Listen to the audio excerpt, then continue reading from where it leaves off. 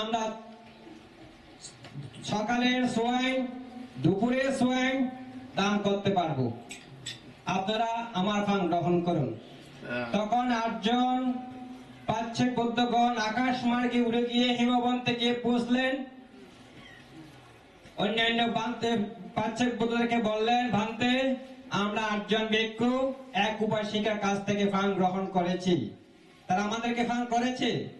তখন সকলেই পাচ্ছেক বৌদ্ধ ওখান থেকে আসার আগে যিনি গ্রামের প্রধান, তিনি সবাইকে নিয়ে একটা মিটিং আলোচনা করলেন, আমরা সবাই একটি করে পুণ্য করে নির্মাণ করব।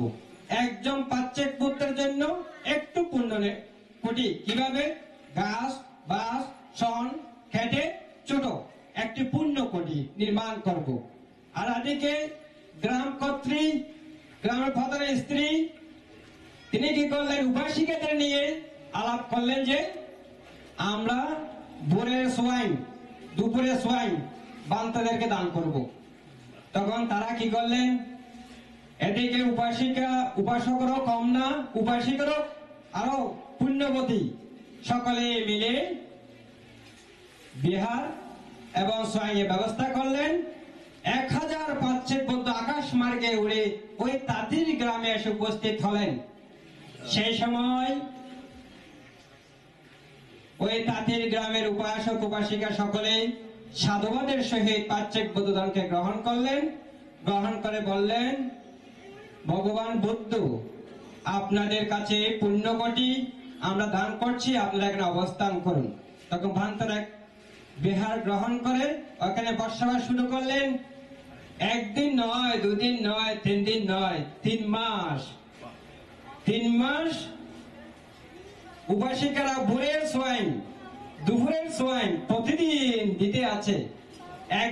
এখানে অরহত নয়, পাচ্ছেক বৌদ্ধ হাজার হাজার অরহতের চেয়ে মহান শ্রেষ্ঠতর এক পাচ্ছেক বৌদ্ধ। তাহলে চিন্তা করে দেখুন তারা কত অপ্রমেয় পুণ্য সঞ্চিত করেছিলেন। 3 মাস হলো, 3 মাস পর্যন্ত অফুরন্ত পুণ্য রাশি সঞ্চিত করে তারা বান্তারা পাবনা পূর্ণিমা করলেন, উদযাপন করলেন। পাবনা পূর্ণিমা যখন উদযাপিত হলো তখন উপাসিকেরা আবার মিটিং করলেন, বান্তারা তো চলে যাবেন, আর কয়েকদিন আমরা একটু সময় নিই যাতে কঠিন ছিল দানটা করতে পারি। তখন তারা আবার মিটিং করে এক বাড়ি থেকে এক জোড়া করে 1000 জোড়া জীবন তারা সংগ্রহ করলেন। সংগ্রহ করার পরে সকলেই সম্মিলিতভাবে 1000 পাচ্ছেক বুদ্ধকে গভীর শ্রদ্ধা উৎপন্ন করে তারা এই কঠিন ছিল দান করলেন।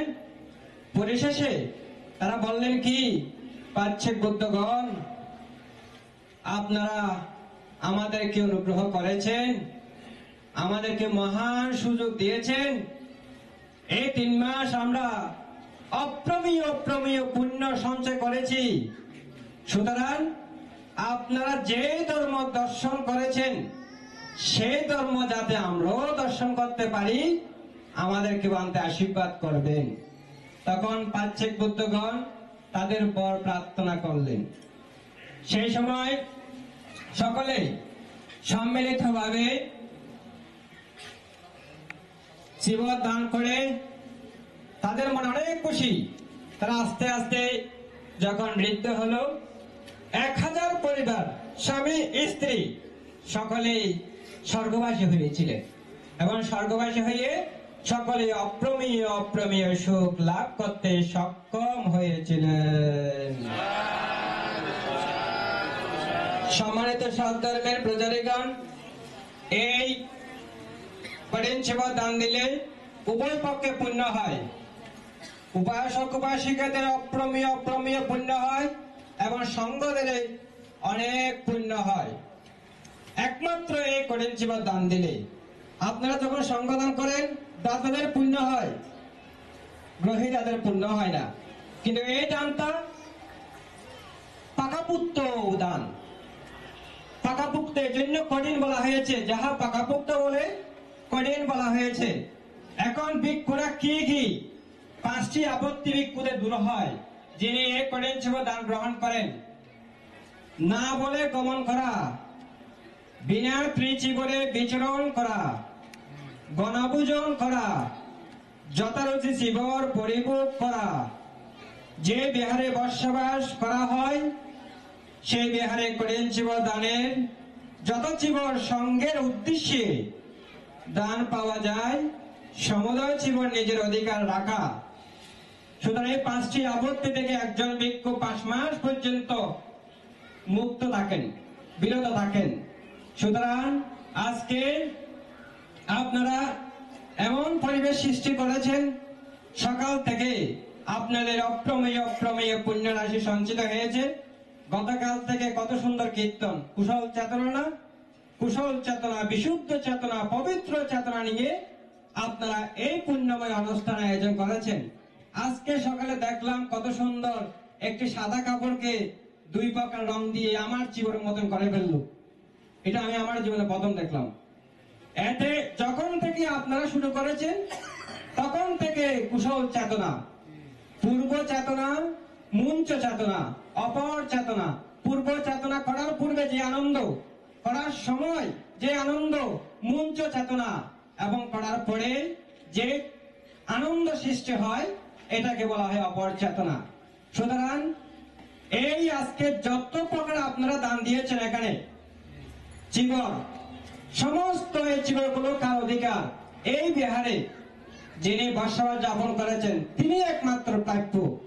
আমার সদ্ধর্ম দেশনা শেষ করার পূর্বে আমি আপনাদেরকে উপদেশমূলক কিছু কথা বলবো, খুব ভালো করে মনোযোগ দেবেন। সেটা আপনারা অন্যান্য বিহার থেকে চিবর ক্রয় করে আনবেন, এনে এই বিহারে দান করবেন। এই বিহারে যখন দান করে ফেলবেন এটা সঙ্গের অধিকার, সঙ্গর প্রাপ্য। সঙ্গ ছাড়া আমরা কেউ ওখানে হাত দিতে পারবো না, এটা বিনয়সম্মত। তো সুতরাং যেটা নিঃস্বার্থ ভাবে দিয়ে ফেলবেন সেটার মধ্যে আপনি হাত দিতে পারবেন না, নিঃস্বার্থ ভাবে দান করেছেন বলে। তাই আমার সদ্ধর্ম দেশনা আর দীর্ঘায়িত না করে আজকে পুণ্যময় অনুষ্ঠানে দূর দূরান্ত থেকে নির্বাণকামী সদ্ধর্মবান উপাসক উপাসিকা বৃন্দ সকলকে আমার ব্রহ্মচর্য জীবনে, আমার অতীত জন্ম জন্মান্তরে এবং বর্তমান জন্মে সঞ্চিত দানময় পুণ্য, শিলময় পুণ্য, ভাবনাময় পুণ্য রাশি জগতের কল্যাণ সহ আপনাদের সকলের নির্বাণ প্রাপ্তির হেতু এই কামনায় আপনারা কিংবা সাধুবাদ দিয়ে অনুমোদন করুন।